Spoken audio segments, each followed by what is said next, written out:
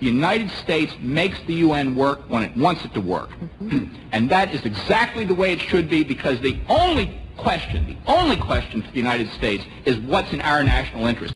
My name is John, and the International Criminal Court is now in session. For today's video, we're going to do something a little bit different. Rather than talking about the news occurring on the front line, we're going to go over some scenarios and possible outcomes of the Russian invasion of Ukraine, also known as the Russo-Ukrainian War.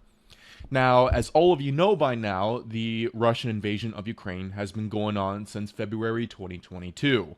And as of the recording of this video, the Ukrainians are currently on their counteroffensive, which their objective is to take the entirety of the land bridge that leads up to Crimea.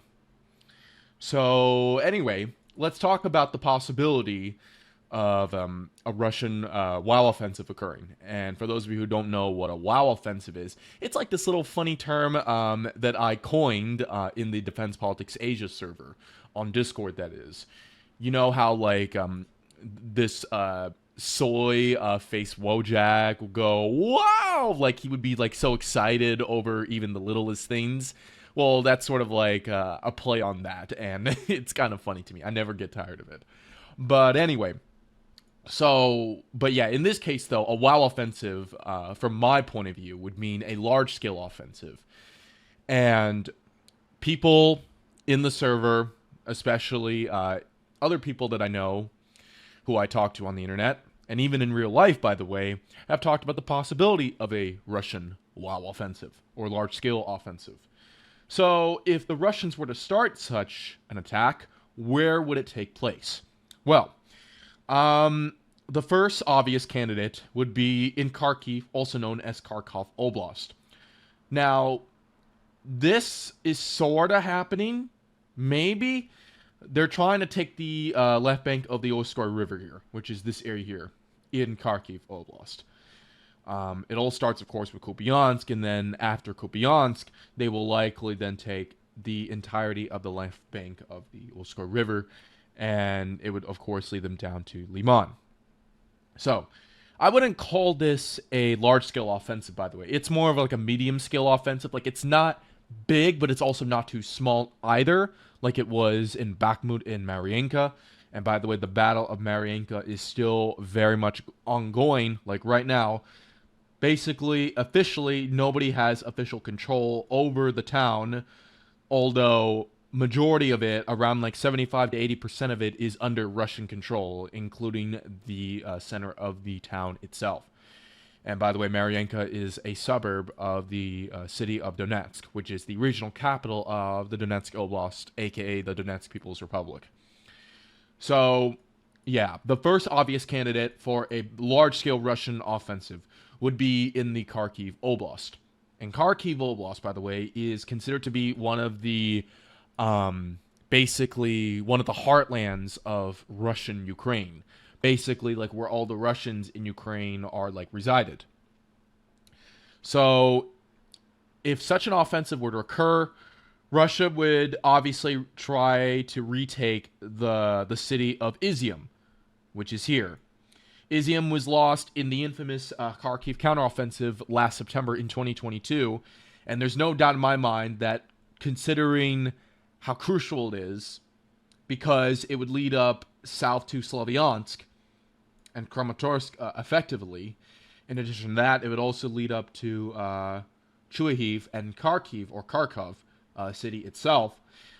Russia definitely will try to retake Izium. They also would love to retake Balaklaya, which is this here. It's a pretty medium-sized like settlement. There's the ATV market here. This is like the downtown area. This is where all the big buildings are in the town itself.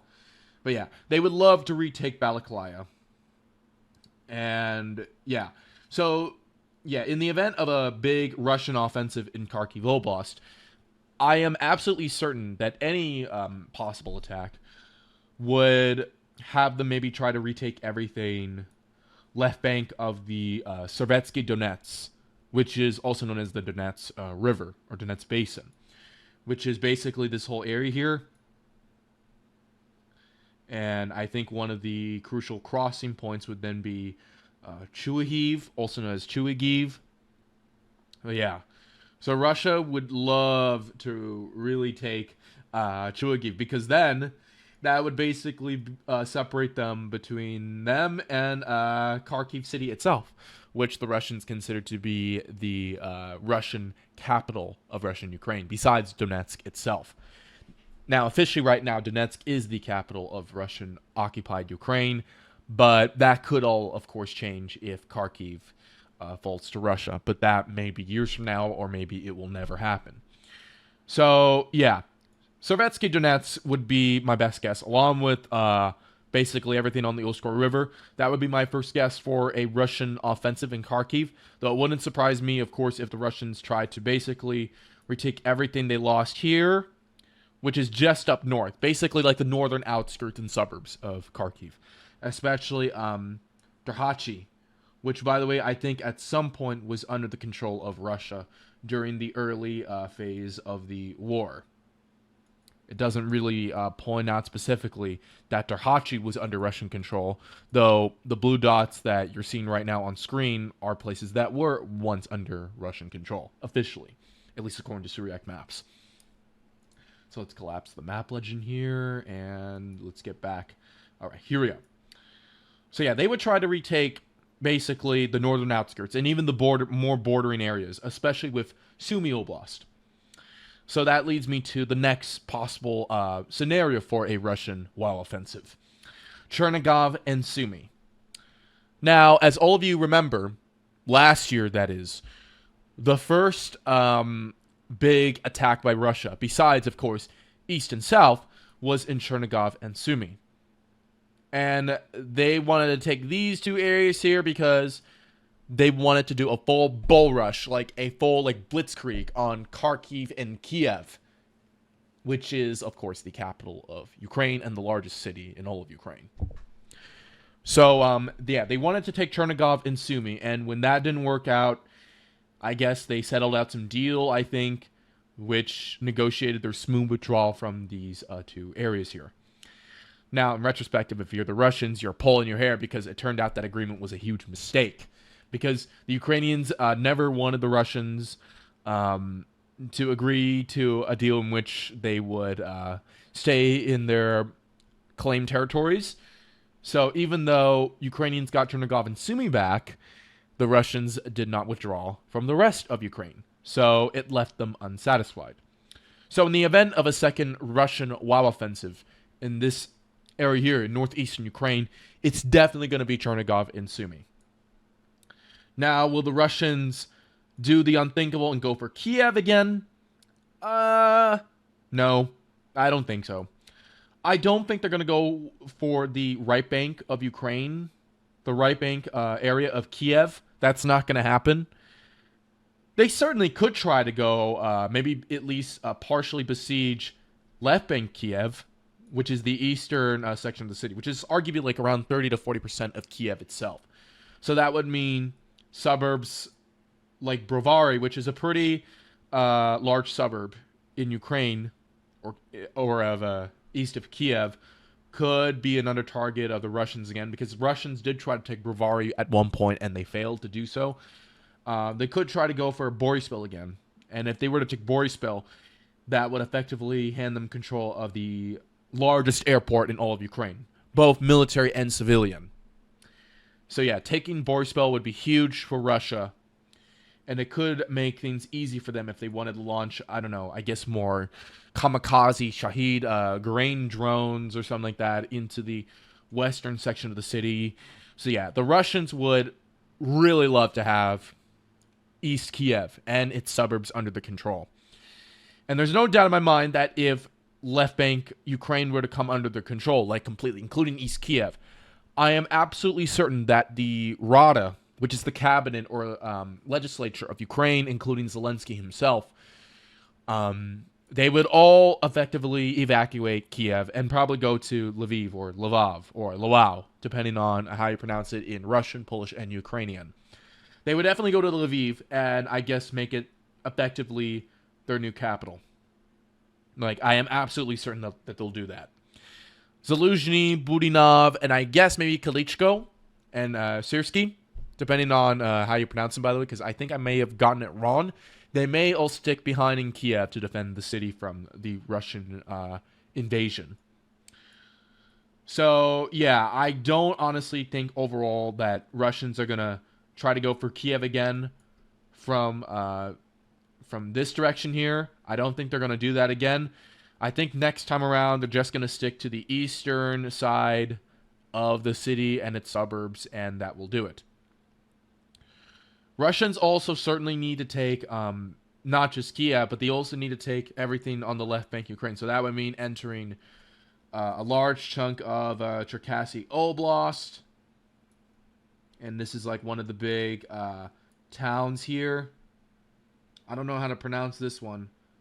Zolotonosha. Yeah. So they certainly would need to take that to secure left bank Ukraine for themselves. Slav. So that's another pretty big looking town or city in left bank Ukraine in Kiev. And then this is sort of like the most I guess overlooked oblast in left bank Ukraine, Poltava. Poltava is home to not just Poltava City, which itself is a very strategic hub for supplies, but also for I guess crossroads to Kharkiv, but also Kiev itself. But then you also have Kremenchuk. There's like two parts of the city, one separating it from the left bank, and then you have another large chunk of it on the right bank of Ukraine, or at least on the Dnieper River. But yeah, so as you can see here, Russia would effectively have essentially, if they were to take Kremenchuk, at least the entirety of it, that would have them an entryway to a part of Ukraine that they haven't touched so far in the war. And that is Kirovograd Oblast, which I think in Ukrainian they call it Kirovohrad. But yeah, sort of like Kirovograd is like the Russian translation, while in Ukrainian they call it Kirovohrad, like with an H instead of a G. So, this is the regional capital here, the former Kirovograd, but they changed the name of it to this very weird gibberish-sounding name. I don't know how to pronounce it. It's been a while. I actually tried pronouncing it with the help of like a translator, and it actually didn't really seem that hard, but now I forgot it, so yeah, my apologies. But I called the former Kirovohrad. So yeah, we'll just call it Kirovohrad just to maintain some neutrality here. But yeah, this is the regional capital of it. I don't think Russia's going to go for it because this is right bank Ukraine. And there's Kryvyi Rih. There's Mykolaiv, there's Kherson, and there's Odessa. But yeah, I don't want to get overly ambitious here for the Russians. They're certainly going to stop at basically just at the tip of the left bank of the Dnieper River. And then they'll conclude the big WAOW offensive. Now, getting to Dnipropetrovsk, or Dnipro itself. But yeah, this is the birthplace, by the way, of Soviet dictator Leonid Brezhnev. This is where he's from. And then here's the regional capital itself, Dnipro, or also known as Dnipropetrovsk. At least that's what I pronounce it as. I may have incorrectly pronounced it again, so I'm sorry about that. But yeah, this is Dnipro, which gets its name from the Dnieper River. It's a very, very large city, very industrial. It's very strategic in so many ways possible for supplies, but also for the fact that, it's sort of like the crossroads, honestly, between eastern and western Ukraine. There's obviously a lot of river crossings here. So yeah, Russia or Ukrainians might blow it up should either side get too close to it or what. But yeah, in the event of a big offensive to take Dnipro happening, I definitely think Russians would definitely be able to seize basically everything on the left bank. So that would include this area here and these neighborhoods here. But the right bank, which would be around like, again, this is around like 60 to 70% of the city, sort of like Kiev. It would be still under Ukrainian control because most of Dnipro is on the right bank of Ukraine and not on the left bank. But yeah, Zaporozhye Oblast is here, mostly on the left bank, though there is a good chunk of it. This is around like 20 or 30% of the city within right bank area here. But I don't think Russians are going to go for it. They will not cross the river. I just cannot see that happening unless they're crazy. I mean, who knows, really? I mean, if Ukrainians get uncomfortable, they might blow it up if the Russians decide to cross it. But then there's, of course, risk of blowing up the big hydroelectric power plant here, or dam, which would really anger the international community, no matter who does it, honestly. But they're all going to probably blame Russia anyway because it's convenient to blame Russia for pretty much everything. I mean, they blamed them for the Novokhovka Dam blowing up. So yeah, there's no doubt they're going to definitely blame Russia again if that place gets blown up. But yeah. But overall, I think the possibility of a Russian WAOW offensive is, I don't think they're going to go for Kiev, at least on the western section. They're just going to go for the eastern side of it if they do an offensive on Kiev. But it's all going to be left bank Ukraine. At least that's how I see it at the max. But honestly, though, at the least that I can honestly say is that Russians will definitely retry to take everything left bank of the Servetsky Donets River. And yeah, that's at least my realistic expectations for them. I don't think the Russians are going to attack towards Zaporozhye city. I don't think that's going to happen. I think the way Zaporozhye could fall to Russia is if Russian soldiers are advancing from the north. So that would mean Russians would have to take Chernigov, Sumy, Poltava, and effectively maybe southern Kharkiv Oblast and Dnipropetrovsk. So yeah, that would be how Russia would take Zaporozhye and effectively besiege the Donbas regions, Donetsk and the Lugansk People's Republics.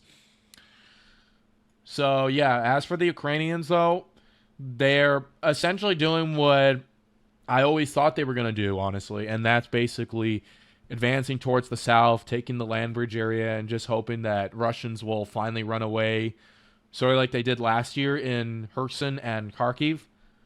I mean, they're really trying. I mean, I'm not going to really crap on them too much for it because they're really, really trying hard to break the Russians, but so far, they're not really breaking so far. And they still seem to be a long, eternity away from finally breaking that first defense line towards Tokmak or Melitopol. And I guess towards Mariupol, too. Berdyansk as well. But yeah, if a Russian WAOW offensive happens, realistically, I think it's going to be from Chernigov and Sumy. That's what I think is going to happen. Now, one of you are asking, what about Western Ukraine? Nada. I don't think they're going to attack Western Ukraine. The only instance of them maybe going for Western Ukraine is if they decide to do Kiev again from this direction. I don't think they're going to attack Zhytomyr. I don't think that's going to happen. It's going to be solely Chernigov and Sumy. And I guess, yeah, Kiev, maybe at least on the eastern side. But they're definitely not going to attack Kiev from the western side. But if they do, that would be an indication of Russia wanting to go for the complete victory.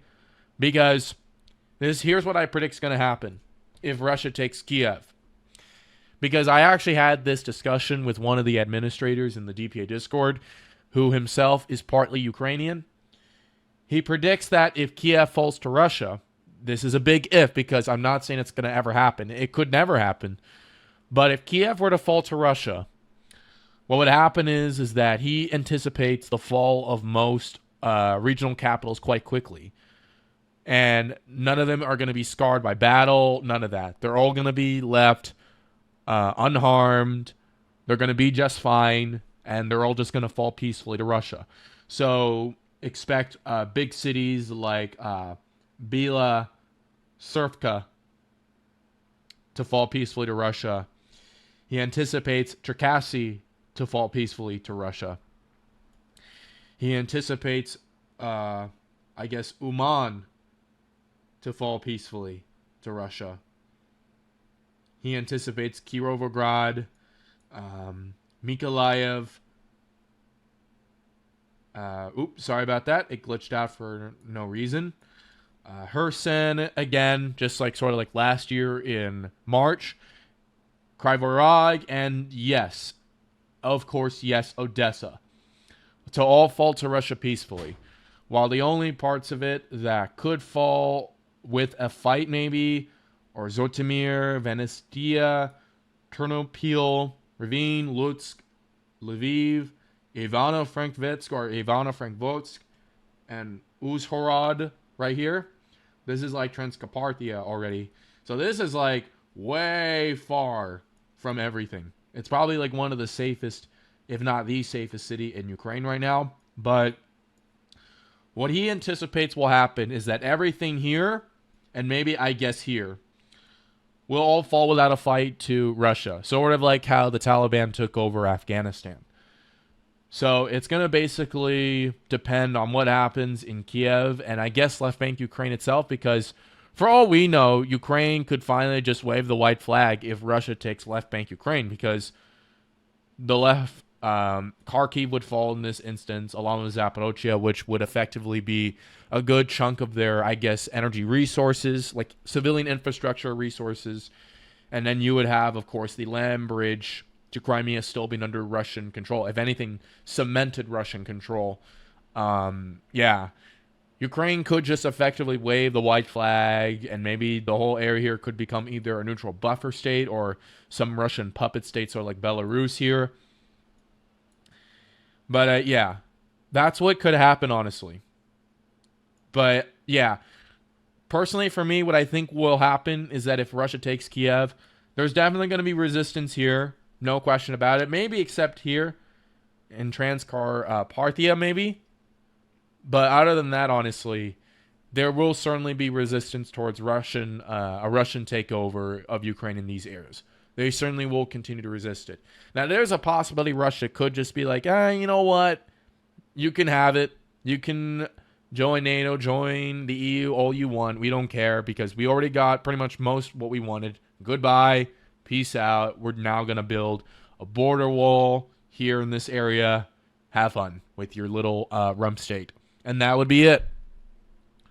But personally, I don't think that's going to happen. I think Russia, in the long term, wants complete conquest of Ukraine.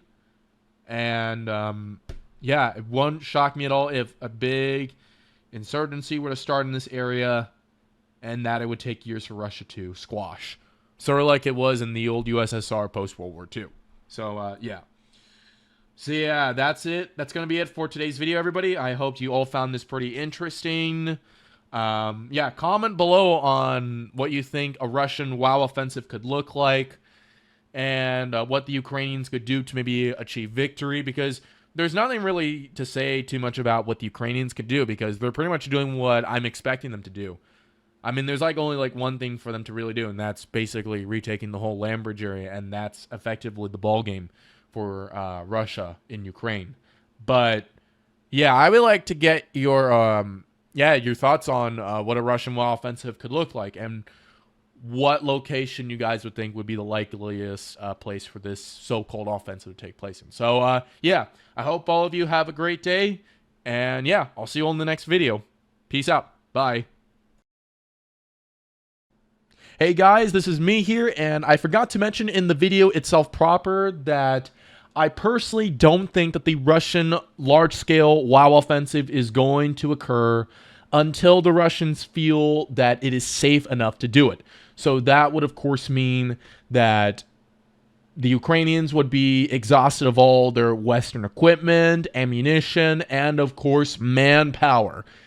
And once the Russians feel that they have exhausted the Ukrainians of most of their available resources, then the Russians will be able to launch the WAOW offensive. So I hope this clears it up, and for real this time, I hope you all have a great day. Goodbye.